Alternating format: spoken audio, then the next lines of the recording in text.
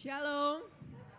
Shalom, siapa di tempat ini yang percaya kita semua adalah anak-anak Allah, boleh lambaikan tangan. Ya. Dan hari ini kalau kita adalah anak-anak Allah, sesuai dengan tema firman Tuhan kita pada pagi hari ini, kita juga menjadi ahli waris. Boleh kasih salam kanan kiri dan katakan, saya ahli waris. Ya. Salam kanan kiri, saya ahli waris. Bapak, Ibu, Saudara, siapa sih yang nggak suka dapat warisan ya? Orang dunia saja supaya dapat warisan itu bisa sampai bertengkar dengan saudaranya sendiri ya. Itu untuk mendapatkan warisan yang fana, warisan di dunia, warisan yang bisa habis ya. Ada dapat banyak warisan, dihabiskan juga bisa habis dalam 1 tahun itu. Nah kalau orang dunia saja kepingin dapat warisan yang sifatnya fana, betapa kita diberkati sebagai anak-anak Allah, kita dikatakan kita juga mendapatkan warisan dari kerajaan surga. Amin. Dan itulah tema kita pada hari ini. Tema besar pada bulan ini itu adalah siapa saya atau who am I. Bapak Ibu, penting untuk kita itu tahu identitas kita supaya kita bisa mengerjakan panggilan kita. Ya, kalau saya tidak tahu saya adalah seorang guru, bagaimana saya bisa mengerjakan panggilan seorang guru? Kalau kita tidak tahu siapa identitas kita gak bisa mengerjakan panggilan. Kalau kita tidak tahu siapa identitas kita, yang dimana saya rasa saat ini iblis itu gencar membuat kita bingung dengan identitas kita sendiri. Ya, dengan masa remaja dikatakan masa mencari identitas diri, betul ya, dan itu memang masa yang harus dilewati. Identitas itu harus diterima dan diyakini gitu ya. Dunia pun sekarang berusaha mengaburkan identitas kita sebagai anak-anak Allah ya. Kita juga dengar ada banyak orang-orang yang kebingungan dengan gendernya sendiri, dan itu adalah upaya-upaya iblis untuk membingungkan kita. Karena kalau kita tidak tahu identitas kita tidak bisa mengerjakan panggilan kita. Amin. Oleh karena itulah di bulan ini kita belajar sama-sama siapa sih sebenarnya kita di hadapan Tuhan. Apa sih identitas kita yang sebenarnya. Yang harusnya memang datang dari pencipta, bukan dari yang lain-lain ya. Saya sebagai yang diciptakan tidak bisa memberi identitas kepada saya sendiri sebagai barang atau sebagai manusia yang diciptakan. Seharusnya yang memberikan identitas adalah yang menciptakan. Ya, makanya itulah kita kembali kepada firman Tuhan untuk cari siapa sih saya. Orang dunia sekarang mencari identitas dari dirinya sendiri. Berusaha untuk saya mau mendefinisikan diri saya sendiri ini seperti apa. Ya, kalau nggak jatuhnya nanti ke saya ini dari berbagai kejadian kemudian mengambil kesimpulan saya orangnya malang gitu ya. Saya orangnya tidak beruntung. Atau juga bisa jadi sisi yang satunya, terlalu humanis. Kalau saya percaya pada diri saya sendiri, saya pasti bisa. Ya hati-hati juga gitu ya. Jadi berusaha mengambil definisi dari yang kita definisikan sendiri. Kan banyak ya quotes-quotes yang motivational gitu. Believe in yourself. Nah, trust in yourself. You define yourself gitu. Jadi semuanya yourself. Kamu bisa mendefinisikan dirimu sendiri. Nah, oleh karena itu kita sama-sama hari ini mau kembali kepada apa kata firman Tuhan dan apa yang terkandung dari identitas tersebut. Amin. Bacaan firman Tuhan kita pada pagi hari ini terambil dari Roma 8 ayat 13 sampai 17. Ini terlalu kecil ya. Kalau terlalu kecil diganti ayat biasa aja. Roma 8 ayat 15 sampai 17. Bapak Ibu yang membawa Alkitab boleh dibuka.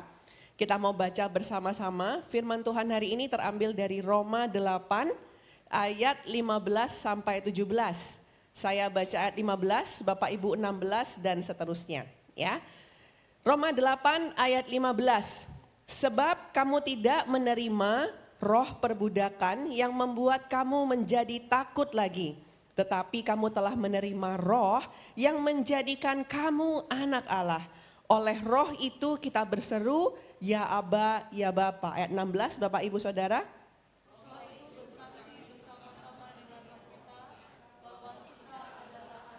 17 kita baca bersama-sama. Dan jika kita adalah anak, maka kita juga adalah ahli waris. Maksudnya orang-orang yang berhak menerima janji-janji Allah yang akan menerimanya bersama-sama dengan Kristus, yaitu jika kita menderita bersama-sama dengan Dia, supaya kita juga dipermuliakan bersama-sama dengan Dia. Yang percaya sama-sama katakan amin. Tadi percaya kita semua adalah anak-anak Allah? Dikatakan firman Tuhan, kalau kita anak-anak Allah, maka kita juga adalah pewaris, ya, kita ahli waris. Ayat firman yang saya highlight pada pagi hari ini ada di ayat 17 Bapak Ibu ya. Kalau kita lihat sama-sama di Roma 8 ayat 17 tadi dikatakan, dan jika kita adalah anak maka kita juga adalah ahli waris. Bapak Ibu seneng gak ya jadi ahli waris? Seneng ya? Bangga ya? Warisan di dunia aja seneng ya, apalagi ahli waris dari kerajaan surga. Tapi kita perlu ingat di poin yang pertama ini bahwa pengangkatan kita sebagai ahli waris itu datang karena pengangkatan kita sebagai anak, ya. Dan pengangkatan kita sebagai anak itu datang dari siapa? Dari Tuhan, dari Roh, dari pengorbanan Kristus, dari kita menerima Roh yang menjadikan kita anak, ya. Jadi supaya ini saya jadikan kenapa kok ayat ini di poin yang pertama, karena sikap kita sebagai ahli waris ini kita mesti tahu bahwa itu adalah anugerah. Itu adalah kasih karunia. Dan kita menjadi ahli waris janji-janji Allah, pertama first and foremost itu karena kita diangkat jadi anak oleh pengorbanan Tuhan. Ada berapa banyak saat ini waktu kita membaca firman Tuhan, kita ngerasa oh Tuhan janji ini akan digenapi kalau saya melakukan sesuatu terlebih dulu. Gitu ya. Kalau saya rajin ke gereja, rajin kasih perpuluhan, saya rajin berbuat baik, maka janji ini akan digenapi. Ya, bukan hanya begitu Bapak Ibu. Janji ini digenapi karena kita adalah ahli waris. Kenapa kita ahli waris? Karena kita anak. Nah, pertanyaannya kita anak apa bukan? Kan gitu. Jadi firman Tuhan ini bukan transaksional gitu. Bukan karena saya melakukan A maka Tuhan akan melakukan B. Firman Tuhan ini relasional. Karena kamu anak maka Tuhan melakukan janji-janjinya. Ya, Bapak Ibu di sini yang punya anak, mau anaknya itu nakal, nilainya jelek, masih tetap anak. Masih disayang. Dan masih kita mau kasih yang terbaik bukan buat anak-anak kita. Dan kita kasih makan anak kita bukan karena dia dapat nilai bagus. Walaupun tentu ada berkat-berkat yang kita tambahkan karena dia melakukan sesuatu yang lebih dari kita harapkan. Tapi kita mengasihi anak kita ya karena relasional, bukan karena transaksional. Ya kan? Nah itulah yang kita harus pahami terlebih dahulu Bapak Ibu. Bahwa status kita sebagai anak Allah itulah yang membuat kita menjadi ahli waris. Bukan karena kita rajin pelayanan, bukan karena kita rajin berbuat baik, bukan karena kita rajin memberi. Semua kerajinan-kerajinan itu tadi datang karena kita tahu siapa diri kita. Kalau kita tahu kita anak Allah, maka kita juga akan bersikap seperti anak Allah. Ya, jadi jangan terbalik ya. Jangan terbalik, jangan kita melakukan perbuatan baik makanya kita diangkat jadi anak, salah. Kita telah ditebus dan diangkat jadi anak, firman Tuhan katakan Tuhan mati pada saat kita masih berdosa, menebus kita saat kita berdosa. Bukan kayak manusia ya, kamu berubah dulu, kalau saya lihat kamu berubah, baru saya maafkan gitu ya, baru saya coba lagi. Tapi kan gak gitu dengan Tuhan, Tuhan menebus kita pada saat kita masih berdosa. Dan itu harus menjadi identitas kita. Itu yang itu yang justru membuat kita membuat kita tuh merasa pasti gitu loh. Karena kita tahu identitas kita tuh bukan karena kita. Kalau identitas karena kita, itu kan kita jadi deg-degan ya. Kita jadi ngerasa, wah jangan-jangan status anakku dicabut kalau aku gak melakukan ini, gak melakukan itu.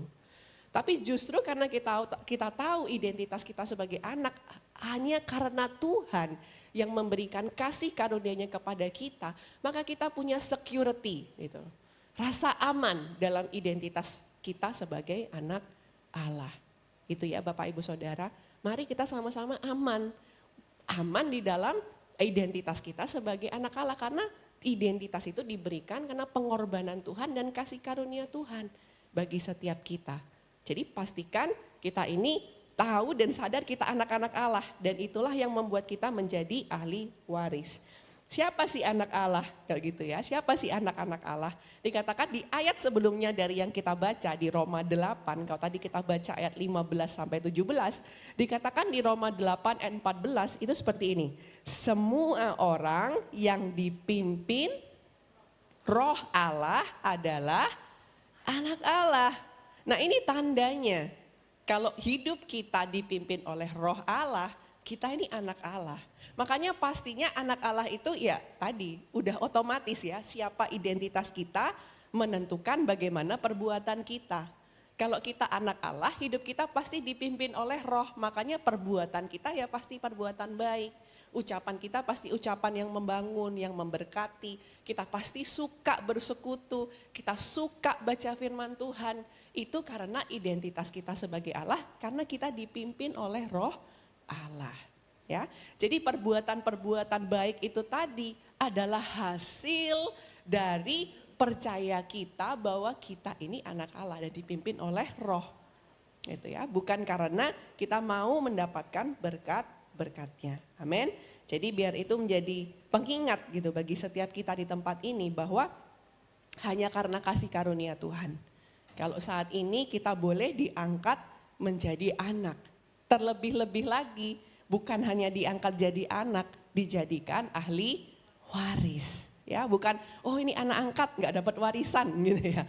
Enggak, diangkat jadi anak dan dijadikan ahli waris. Dalam bahasa Inggris dikatakan co-heir bersama-sama menjadi ahli waris dengan Yesus Kristus gitu. Ya, jadi Yesus Kristus sebagai yang sulung menjadi ahli waris bersama-sama dengan kita. Betapa mulianya, betapa kayanya berkat yang telah diberikan Tuhan kepada kita melalui penebusannya di atas kayu salib. Ada satu cerita yang lucu ya Bapak Ibu sebagai ilustrasi untuk poin yang pertama. Ya, kira-kira tahun 2011 itu ada berita heboh, yaitu seekor kucing terkaya di dunia karena tiba-tiba mendapat warisan sebesar 10 juta euro. 10 juta euro itu kira-kira kalau uang sekarang sekitar 195 miliar. Jadi kalau rumah harga 2 miliar ya, 195 miliar buat beli rumah harga 2 eman itu kira-kira dapat hampir 100 rumah loh Bapak Ibu. Bayangin ya betapa kayanya. Dan si kucing ini ya nggak cantik ya. Bukan kucing peranakan atau yang apa gitu ya. Tapi kucing ini ditemukan oleh seorang old lady gitu ya. Seorang wanita yang sudah tua itu di gang. Jadi ini ceritanya kucing liar. Ya ditemu di gang, ya diambil, ya jadi peliharaan, dipelihara. Nah karena ini si ibu-ibu ini tidak punya sanak keluarga atau mungkin punya tapi dia nggak merasa dekat dengan sanak keluarganya. Yang dia paling dekat ya sama si kucing ini, yang mungkin pun kucing ini dekat karena dikasih makan ya. Kalau udah nggak dikasih makan mungkin kucingnya juga lari gitu. Dia memberikan warisannya kepada si kucing ini, namanya Thomason kalau nggak salah ya. Tomaso ya. Siapa yang mau melihara?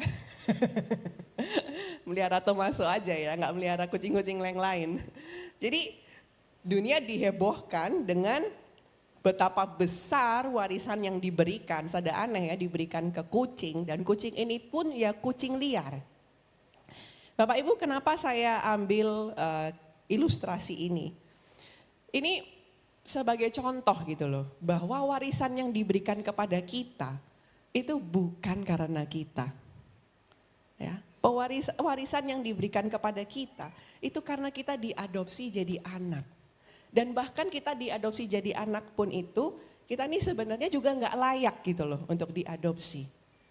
Tapi Tuhan tuh adopsi. Nah kalau ini si old lady ini mungkin cuma ngambil si kucing ini dari gang. Tuhan tuh nggak cuma mengadopsi kita dengan harga yang murah atau dengan gratisan. Tuhan bayar. Dan bayarnya dengan harga yang mahal. Karena cintanya Tuhan sama kita. Ya. Bayangkan Bapak Ibu ya, betapa besar tadi sekali lagi warisan yang Tuhan berikan kepada kita. Bukan karena setiap kita. bukan karena hal-hal baik yang kita lakukan, tapi karena Tuhan sendiri mengasihi kita dan memilih untuk mengangkat kita menjadi anaknya. Ya. Dan kalau si kucing ini beruntung mendapatkan warisan 10 juta euro, terlebih-lebih lagi setiap kita, amin. Ya, betapa berharga dan beruntungnya kita, Tuhan datang ke dunia menebus setiap kita dan mengangkat kita sebagai anak dan sebagai pewaris janji-janji Allah. Poin yang kedua, kita lanjutkan pembacaan di Roma 8 ayat 17 tadi ya, maju sedikit. Tadi kita sudah baca sama-sama, jika kita adalah anak, maka kita juga adalah ahli waris. Maksudnya orang-orang yang berhak menerima janji-janji Allah. Amin. Yang mau menerima janji Allah katakan amin. Harus percaya dengan penuh iman ya bahwa kita ini ahli waris janji-janji Allah gitu. Nah, kalau dikatakan seperti ini, apa sih janji Allah kepada setiap kita? Ada banyak janji Allah pada setiap kita, tapi kita mau baca dari satu ayat ini ya, sebuah janji yang penting yang diberikan kepada kita. 1 Yohanes 2 ayat 25. Dikatakan seperti ini Bapak Ibu, kita dengarkan sama-sama dan aminkan. Dan inilah janji yang telah dijanjikannya sendiri kepada kita, yaitu hidup yang kekal. Itu janji yang diberikan kepada kita, janji yang utama yang diberikan kepada kita bahwa kita ini diselamatkan. Ya, diberikan hidup dan hidup itu adalah hidup yang kekal. Itu adalah janji yang Tuhan berikan kepada setiap kita. Dan janji apa lagi yang Tuhan berikan? Seluruh firman Tuhan yang kita pegang sekarang di dalam Alkitab kita itu berisi janji-janji firman Tuhan kepada kita. Berisi janji-janji Allah kepada kita. Ya, siapa di tempat ini kalau baca masih agak ragu-ragu gitu. Ini benar enggak ya firman Tuhan ini? Kok kelihatannya terlalu bagus, too good to be true gitu. Nah, kalau Anda percaya kita adalah anak Allah dan ahli waris, baca firman Tuhan dengan iman. Barang siapa yang membaca, mendengarkan, melakukan firman Tuhan katakan hidupnya diberkati. Ada janji firman yang diberikan, damaian, sukacita, itu siapa yang bisa kasih Bapak Ibu?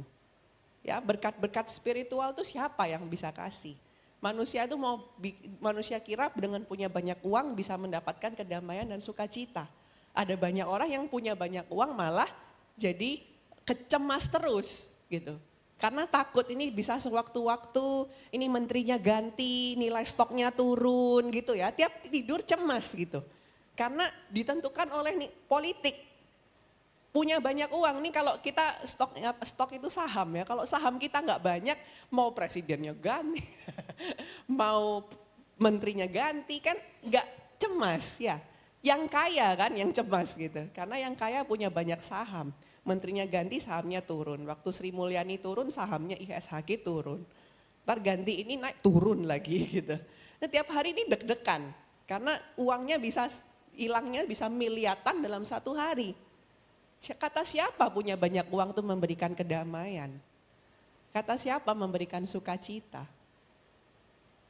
Saya rasa itu adalah berkat rohani itu ya hanya bisa diberikan oleh Allah. Gak bisa kita cari dalam hal-hal duniawi.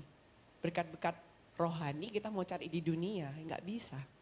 Gitu ya. Dan itu yang diberikan kepada setiap kita Bapak Ibu. Pada saat Bapak Ibu membaca kebenaran firman Tuhan, baca dengan keyakinan penuh sebagai anak-anak Allah, sebagai ahli waris penerima janji-janji Allah. Percaya dengan iman bahwa janji-janji itu untuk kita anak-anaknya yang hidupnya dipimpin oleh roh. Ya, jadi jangan asal klaim, oh saya anak Allah tapi hidupnya nggak dipimpin oleh roh, jangan-jangan kita bukan anak-anak Allah. Ya, kalau kita hidup dipimpin oleh roh, kita tahu kita anak Allah, hidup kita dipimpin oleh roh, percaya janji-janji Allah itu adalah bagian kita. Amin. Ya, adalah bagian kita. Nah, jadi kalau baca firman Tuhan sekarang, baca dengan keyakinan penuh Bapak Ibu sekalian. Poin yang ketiga, ini poin yang terakhir, tapi mungkin poin yang agak panjang ya. Kita lanjutkan pembacaan tadi di Roma 8 ayat 17, sekarang di bagian akhir. Ya, dikatakan begini dari awal ya. Dan jika kita adalah anak, maka kita juga adalah ahli waris. Maksudnya orang-orang yang berhak menerima janji-janji Allah. yang akan menerimanya bersama-sama dengan Kristus, yaitu jika kita menderita bersama-sama dengan Dia, supaya kita juga dipermuliakan bersama-sama dengan Dia. Loh, sudah seneng ya. Firman Tuhannya tadi kayaknya membangkitkan semangat dan banyak berkat. Ini kok kita dengar tiba-tiba ada kata-kata menderita. Bapak, Ibu, Saudara, kita harus tahu bahwa panggilan kita sebagai anak-anak Allah dan ahli waris, itu juga artinya waktu kita masih hidup di dunia ini, itu datang dengan penderitaan, itu otomatis. Ya, kita baca di ayat ini, penderitaan apa sih yang kita hadapi di dunia ini? Slide berikutnya. Yang pertama, menderita karena kita hidup di dunia. Ya, Yohanes 13 ayat 18 sampai 20. Bapak Ibu silakan boleh dibuka. Yohanes 15 ayat 18 sampai 20. Oke? Yang sudah dapat katakan amin. Amin. Kita baca, saya baca ayat 18, Bapak Ibu 19, kemudian ayat 20 kita baca bersama-sama. Ayat 18, jikalau dunia membenci kamu, ingatlah bahwa ia telah lebih dahulu membenci aku daripada kamu. Ayat 19.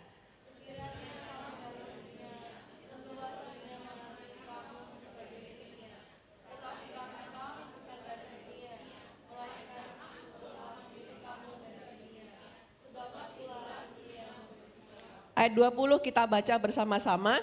Ingatlah apa yang telah kukatakan kepadamu. Seorang hamba tidaklah lebih tinggi daripada tuannya.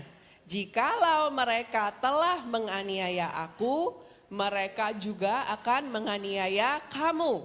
Jikalau mereka telah menuruti firmanku, mereka juga akan menuruti perkataanmu. Bapak Ibu, kalau kita lihat pelayanan Tuhan Yesus 3,5 tahun di dunia, itu tidak mudah. Ya, kalau kita lihat perjalanan 12 murid-murid Yesus, Paulus, itu tidak mudah. Berapa kali harus ditangkap, dipenjara, dilempar batu, kapal karam, dan seterusnya. Berapa kali dicambuk. Dan itu 12 murid Yesus itu, apakah mereka anak Allah dan pewaris? Iya. Tapi mengalami siksaan seperti itu. Kadang-kadang kita ini ya suka mendengarkan ayat-ayat firman Tuhan yang penuh dengan janji-janji berkat.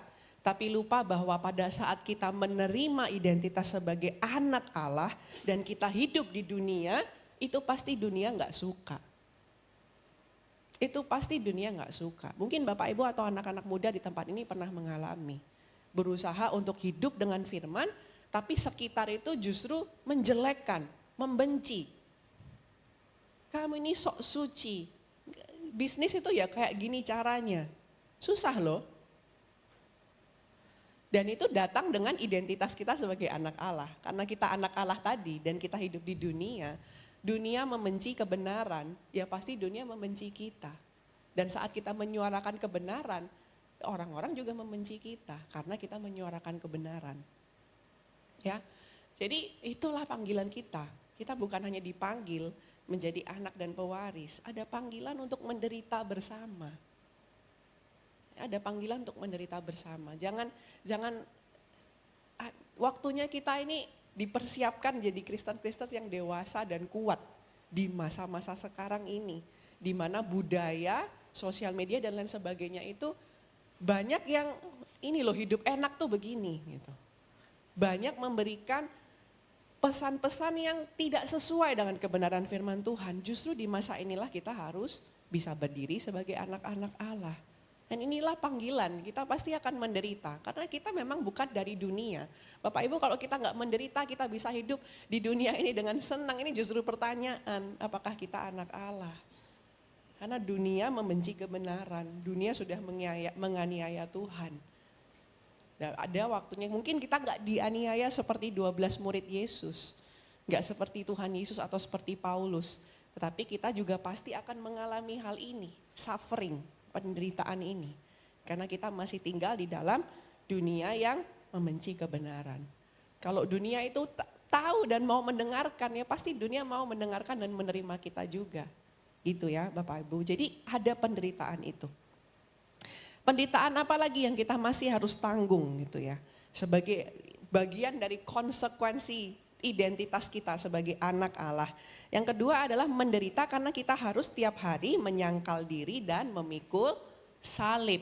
Lukas 9 ayat 23 katakan, katanya kepada mereka semua, setiap orang yang mau mengikut aku, ia harus menyangkal dirinya, memikul salibnya setiap hari dan mengikut. Ya, Bapak Ibu, jadi tiap hari juga kita menghadapi, kita masih hidup dengan tubuh yang fana ini. Paulus katakan, aku pengen berbuat baik, tapi tubuhku ini loh, ya yang harus kita lawan jadinya. Itu penderitaan yang kita hadapi. Gitu. Penderitaan yang kita hadapi tiap hari harus sangkal diri, tiap hari pikul salib kita. Melayani Tuhan kan nggak pernah mudah. Ya, melayani, menjawab panggilan Tuhan itu nggak pernah mudah. Kalau kita bisa pilih yang mudah, mungkin nggak usah jadi pastor ya. Jadi pengusaha aja atau jadi apa gitu. Jadi ibu rumah tangga aja ya, tinggal di rumah. Tapi kan kita yang memenuhi panggilan Tuhan ada tantangan, ada pikul salib, ada sangkal diri. Bahkan kita sebagai ibu rumah tangga yang baik, kita mau mendidik anak pun, itu kan juga ada tantangan. Ya, tantangan internal terhadap diri kita sendiri dan juga tantangan dunia-dunia dari tantangan eksternal dari sekitar kita akan selalu ada Bapak Ibu. Dan ini penderitaan yang memang kita harus jalani. Gitu. Kalau kita mau mengikut Kristus, yaitu pikul salib, sangkal diri. Amin. Penderitaan apa lagi yang kita masih hadapi ini? 1 Petrus 1 ayat 6 sampai 7. Boleh dibukakan ayat firman Tuhannya, 1 Petrus 1 ayat 6 sampai 7. Bergembiralah akan hal itu, sekalipun sekarang ini kamu seketika harus berduka cita oleh berbagai-bagai pencobaan. Maksud semuanya itu ialah untuk membuktikan kemurnian imanmu, yang jauh lebih tinggi nilainya daripada emas yang fana, yang diuji kemurniannya dengan api, sehingga kamu memperoleh puji-pujian dan kemuliaan dan kehormatan pada hari Yesus Kristus menyatakan dirinya. Bapak Ibu, kita pastinya kan di dunia ini pasti terus akan menghadapi berbagai pencobaan. Sudah lakukan yang terbaik, masih aja nggak disukai. Sudah kasih ini, sudah kasih itu, sudah punya harapan ini dan itu, masih aja menghadapi pencobaan.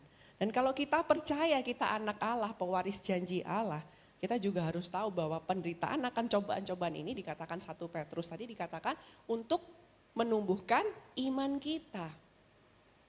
Gitu. Ya kan kita ini bersama dengan Tuhan tuh kan bukan berarti kita bertobat menerima Tuhan Yesus segala sesuatunya beres kan gitu. Kan ada lanjutannya, mengerjakan keselamatan itu kan kita makin hari makin dibentuk semakin seperti Kristus. Nah, dibentuk semakin hari semakin seperti Kristus ini kan melalui banyak hal juga. Ya, bulan lalu saya katakan kok kita berdoa mau jadi sabar ya pasti kita akan ditemukan dengan orang-orang yang menguji kesabaran kita. Betul ya. Kalau kita berdoa kita mau jadi lemah lembut, kita juga ditemukan dengan orang-orang yang menguji, yang membuat kita pengen marah jadinya, gitu. Ya itulah yang akan membantu setiap kita untuk mengasah agar iman kita ini murni. Artinya iman kita kepada Tuhan itu sungguh-sungguh karena Tuhan. Bukan Tuhan aku beriman karena aku sudah lakukan A maka engkau akan lakukan B. Nah itu iman kita, imannya ada pada perbuatan kita bukan pada Tuhan. Ya imannya pada perbuatan jadinya bukan pada Tuhan kita. Nah tapi kalau kita beriman diuji dengan hal-hal tersebut kita masih teguh enggak? Kita masih Tuhan aku murni segala sesuatu yang kulakukan di tempat ini pelayananku, hidupku Tuhan untuk Tuhan. Bukan untuk mendapatkan sesuatu, jadi dimurnikan gitu. Dan saya percaya kalau apa yang kita kerjakan di dalam Tuhan itu nggak pernah sia-sia. Tadi ya, kita ini ahli waris. Janji-janji itu akan digenapi dan didatangkan kepada setiap kita semua di tempat ini. Amin. Jadi Bapak Ibu, yang pertama tadi ingat ya bahwa kita menjadi ahli waris karena kita diangkat anak. Dan kita pengangkatan kita sebagai anak itu hanya karena kasih karunia Tuhan. Dan pengangkatan sebagai anak dan sebagai ahli waris ini membuat kita menerima janji Allah.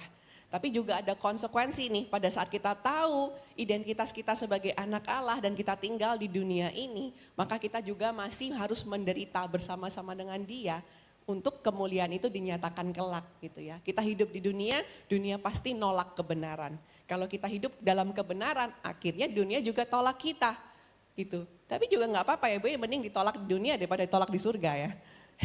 Jadi ditolak di dunia itu apa kan sementara gitu. Kita mesti punya fokus ini pada kekekalan. Yang kita kerjakan ini kan lebih daripada sekedar 70-80 tahun kehidupan kita di muka bumi. Ya, penderitaan itu juga datang karena kita masih terus bertumbuh di dalam Tuhan. Jadi harus sangkal diri, harus pikul salib karena saya masih harus terus bertumbuh menjadi semakin seperti Kristus. Ya, kalau bangun pagi masih hidup di dunia ini, berarti kan masih ada hal-hal di dalam hidup kita ini yang perlu diubahkan. Kalau besok Bapak Ibu bangun sudah bersama Tuhan seperti Metusala ya, yang diangkat gitu ya. Jadi oh ya udah ini berarti udah sempurna gitu ya. Kalau bangun masih belum, ya berarti ada hal-hal dalam hidup kita yang masih harus terus dibangun. Dan yang ketiga kita juga menderita karena memang pencobaan-pencobaan di dalam dunia ini itu membantu kita mengasah iman kita kepada Tuhan. Mari kita juga boleh semakin tekun. Nah Bapak Ibu, saya mau tutup dengan ini ya, kisahnya, kisah yang hari-hari ini mewarnai sosial media gitu ya, yaitu Charlie Kirk. Ada yang tahu atau ada yang follow Bapak Ibu? Atau yang muda-muda mungkin yang tahu ya, tahu ya. Jadi Charlie ini usianya baru 31 tahun. Ini bukan Charlie ya by the way, ini orang. Nanti ada fotonya si Charlie. Usianya baru 31 tahun dan sejak usia 18 tahun dia itu secara radikal menyuarakan kebenaran firman. Ya, di mana-mana. Dia sasarannya itu di kampus-kampus. Bapak Ibu tahu karena di Amerika itu kehidupannya, culture-nya, modern culture tuh udah luar biasa bebas gitu ya, liberal. Jadi mereka nggak perlu nikah untuk punya anak, mereka bisa aborsi, mereka ini ya gendernya juga bisa macam-macam gitu, bukan cuman LGBTQ, ini udah LGBTQA++ gitu ya. Jadi boleh gender apapun, jadi kehidupannya itu sudah seperti itu. Dan dia ini sebagai anak muda, dia ini mau menyuarakan kebenaran firman Tuhan. Dan dia menyuarakan kebenaran firman Tuhan tuh nggak pakai malu-malu gitu, atau nggak pakai takut-takut. Jadi dia langsung berani menyuarakan firman Tuhan. Dari usia 18 tahun sudah dia bikin Turning Point USA yang dia khusus memberitakan, mendedikasikan, menyebarkan, mengedukasi terutama anak-anak muda tentang prinsip-prinsip relasi, prinsip-prinsip keluarga yang berakar dari kebenaran firman. Dan dia ceritanya itu pergi ke kampus-kampus gitu untuk melakukan debat gitu bersama dengan anak-anak muda di sana. Karena debat itu kan membuat orang berpikir gitu ya. Jadi dia tantang. Pemikiranmu tentang aborsi apa? Dia tantang. Pemikiranmu tentang gender apa? Tentang rasis apa? Dia tantang. Lalu dia sampaikan kebenaran firman Tuhan di situ. Jadi tandanya itu tulisannya prove me wrong gitu ya. Buktikan kalau saya salah. Karena dia percaya kebenaran itu absolut gitu.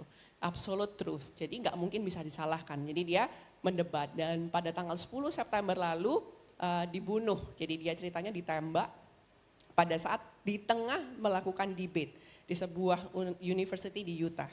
Jadi ditembak dari jarak jauh, meninggal seketika dalam penembakan tersebut ya Bapak Ibu. Dan itu membuat seluruh Amerika, mungkin seluruh dunia goncang gitu dengan kasus penembakan ini karena itu mendatangkan dua kubu ya. Satu yang bersorak-sorai karena wah dia sih melawan aborsi, dia sih nggak setuju dengan LGBT dan seterusnya, bagus ditembak. Yang satu lagi dari sisi kubu Christianity gitu ya, orang-orang Kristen, mereka juga merasa begitu sedih. Tapi di sisi yang lain juga merasa dibangkitkan dalam artian kalau dia berani menyuarakan kebenaran, tahu resikonya bakal nggak disukain, bahkan sampai dibunuh, tapi tetap menyuarakan kebenaran dengan berani. Kenapa saya sebagai orang-orang Kristen nggak berani menyuarakan kebenaran? Gitu ya. Ini nggak tahu bisa di-play nggak ya videonya? Bisa. Mungkin yang besar yang kotak dulu itu. Jadi ini ceritanya Charlie lagi di interview ya sama podcaster gitu ya. Ditanyain kalau kamu nanti mati kamu mau diingat sebagai apa? Gitu. Nggak keluar suaranya ya. If you could be associated with one thing, how would you want your die? Everything just goes away. How would you, if you could be associated with one thing, how would you want to be remembered? I want to be remembered Ini. for courage for my faith. That would be the most important thing. Most important thing is my faith. Ya, jadi di dalam sebuah video podcast waktu dia diwawancara, kalau kamu mati kamu ingin diingat sebagai apa? Dia dengan lantangnya bilang, saya mau diingat sebagai orang yang berani menyuarakan iman saya. Gak mudah loh di dalam sebuah dunia yang liberal seperti Amerika. Saya mau diingat karena keberanian saya akan iman saya, Bapak Ibu. Seberapa kita di tempat ini yang kadang untuk mengaku Kristen aja masih sungkan. Ini belum menyuarakan kebenaran. Gak enak nanti kalau nulis nama Tuhan Yesus di sosial media nanti gak ada yang follow, gak ada yang like. Seberapa kita masih sungkan ngaku kalau kita ini Kristen. Ini masih seperti itu ya levelnya ya. Charlie ini sampai menyuarakan kebenaran. Dan gak tanggung-tanggung loh yang dia lakukan. Itu ya. Ada satu video lagi, ini satu video dari seorang pastor namanya Flat. Cuman bahasa Inggris ya Bapak Ibu, sebentar di pause dulu, saya kasih keterangan. Jadi si Flat ini memberikan komen gitu ya tentang kematian si Charlie. Dan saya rasa pesannya itu sangat kuat buat setiap kita di tempat ini. Coba boleh ditayangkan. People die every single day. People get killed for Christ every single day. This hits slightly different for a few reasons. Charlie would go to places nobody would dare to go. He fought lies, he engaged people's minds, he took down strongholds with God's truth.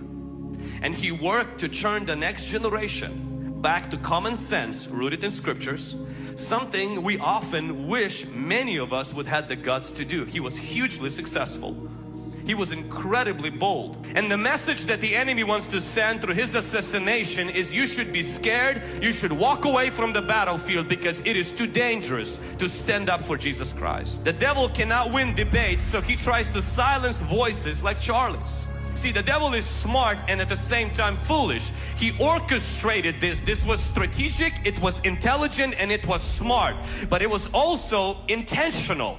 It was public. Why? So that you don't go public with your faith. That you cover in fear, put your tail between your legs and walk away and sanitize your words and become politically correct so that you walk away from the battlefield. But where the devil missed the point, but anytime you silence a truth teller, thousands get emboldened. Christian faith, its founder was Jesus Christ, who spoke the word of God and was killed for it. His 12 disciples, they boldly proclaimed his message and they died for it. Death is not a stranger to a Christian, and boldness is one of our values. People. Amin. Serem ya. I was so empowered dengerin ini. Bapak Ibu, setiap kita di tempat ini, pembunuhan Charlie Kirk membuat pesan untuk kenapa itu dilakukan di publik dikatakannya. Itu supaya menyebarkan ketakutan. Supaya orang itu nggak berani menyuarakan kebenaran. Tetapi kalau kita sebagai anak-anak Allah yang hidup dipimpin oleh Roh, maka saat ini justru kita harus semakin berani menyuarakan kebenaran. Dan memang panggilan kita sebagai anak-anak Allah juga adalah panggilan untuk menderita. Jadi kalau kita saat ini di tempat ini, ayo kita jadi sama-sama Kristen yang dewasa. Yang melakukan kebenaran, menyatakan kebenaran. Kadang-kadang kita takut gitu ya, nggak enak, sungkan. Kita membiarkan hal yang salah itu terus dilakukan dan dilanjutkan. Nah, kita tidak menjalankan panggilan kita sebagai terang yang menerangi kegelapan. Jadi sama-sama kita lihat ya, panggilan kita sebagai ahli waris juga adalah panggilan untuk menderita bersama-sama dengan Dia. Amin. Mau menjadi penyuara-penyuara kebenaran, amin? Amin. Ya, ayat selanjutnya, ayat penutup, kita baca di Roma 8 ayat 18 dikatakan seperti ini Bapak Ibu ya. Ayat lanjutan dari yang kita baca. Dikatakan firman Tuhan, sebab aku yakin bahwa penderitaan zaman sekarang ini tidak dapat dibandingkan dengan kemuliaan yang akan dinyatakan kepada kita. Amin. Itu janji firman Tuhan buat setiap kita. Apapun yang kita alami, Tuhan menderita bersama dengan kita. Kita nggak dibiarkan menderita sendirian. Tuhan sediakan kekuatan yang selalu baru setiap pagi. Kasih karunia-Nya selalu baru setiap hari buat setiap kita. Dan penderitaan yang kita alami ini tidak dapat dibandingkan dengan kemuliaan yang akan dinyatakan kepada setiap kita. Amin. Percaya Bapak Ibu, kemuliaan setiap kita, kemuliaan Tuhan akan dinyatakan bersama-sama dengan kita, ya, bersama-sama dengan kita. Saya undang untuk pemain musik ke atas panggung. Jadi menutup firman Tuhan pada pagi hari ini, setiap kita dipulihkan menjadi ahli waris. Biarlah itu diingatkan pada setiap kita bahwa kita menjadi ahli waris hanya karena kasih karunia Tuhan, hanya karena pengangkatan kita sebagai anak yang itu dibayar Tuhan dengan penebusan yang mahal. Yang kedua, kita adalah pewaris janji-janji Allah, yaitu pewaris hidup kekal, dan janji-janjinya di dalam Alkitab adalah bagi setiap kita semua di tempat ini. Dan sebagai pewaris kita juga dipanggil untuk sama-sama menderita bersama dengan Kristus agar kita menerima kemuliaan bersama-sama dengan Dia. Efesus 1 ayat 18 katakan, supaya Ia menjadikan mata hati kita terang agar kita mengerti pengharapan apakah yang terkandung dalam panggilan Tuhan. Betapa kayanya kemuliaan bagian yang ditentukan bagi kita orang-orang kudus. Mari sama-sama kita satukan hati dan berdoa. Kami mengucap syukur Tuhan. Engkau adalah Allah yang baik bagi setiap kami. Dan kami tahu Tuhan,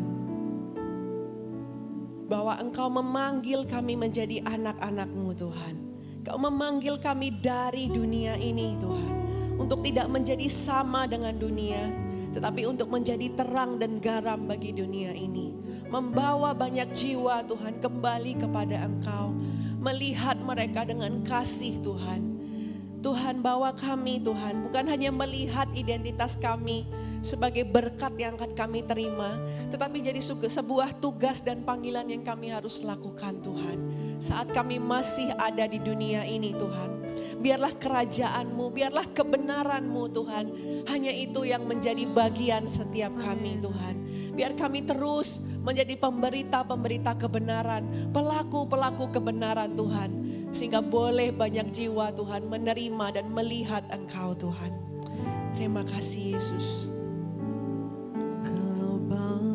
Sama-sama kita naikkan pujian ini.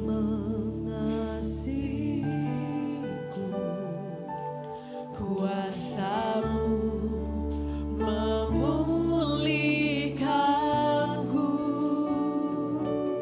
hati yang baru Kau berikan untukku dapat melihat. Biar kami lihat rencana-Mu bagi setiap kami.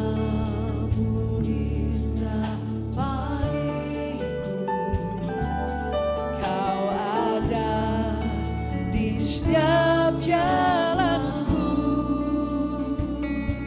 hatiku haus dan lapar akan Engkau. Sama-sama katakan Kau segalanya Tuhan. Kau segalanya di dalam hidup kami Tuhan. Di dalam kerajaan-Mu, kebenaran-Mu, itu bagian setiap kami Yesus. Kebenaran-Mu itu bagian-Mu. Oh, Engkau yang kupandang di dalam hidup kami Yesus. Kami hanya mau memandang Engkau.